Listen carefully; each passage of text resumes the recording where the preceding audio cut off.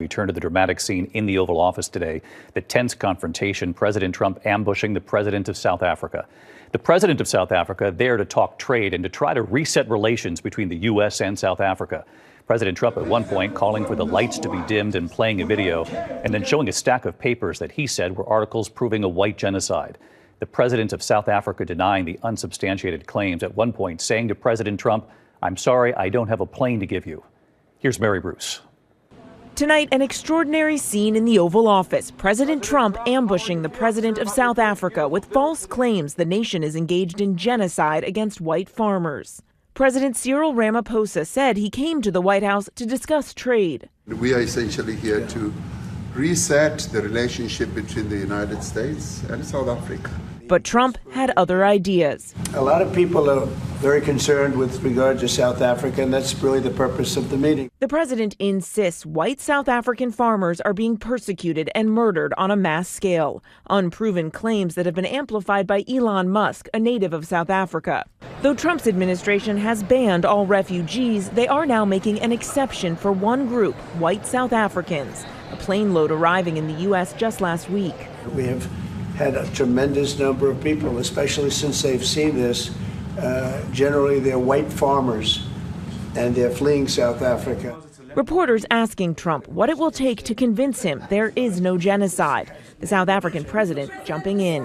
What will it take for you to be convinced that there's no white genocide in South Africa? Well, I can answer that for the president. It will take President Trump listening to the voices of South Africans, some of whom are his good friends. But Trump, with the cameras rolling, turn the lights down, dimming the lights to present what he claims is evidence. Showing clips of extremists calling for violence, then leafing through articles he says prove it's happening.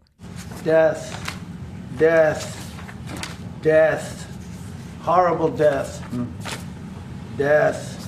I don't know. But you know that to pick anyone, white South Africans are fleeing because of the violence and racist laws. There is a crime problem in South Africa, but there is no evidence it is racially motivated or amounts to genocide. White people make up only 7% of the country, but own the vast majority of its farmland.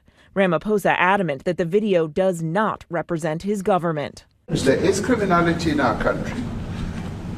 People who do get killed, unfortunately, through criminal activity are not only white people. Majority of them are black people. South Africa's president then joking that he wishes he could be like Qatar and gift Trump a luxury jet. I'm sorry, I don't have a plane to give you. I wish you did. I take it. I would take it. And tonight, the spokesman for the South African president telling us of the confrontation, quote, "It was expected. We knew that whenever heads of state come to the White House, you get a bit of a show." And again, David, he insisted there is no genocide in South Africa. David. Mary Bruce at the White House. Mary, thanks again.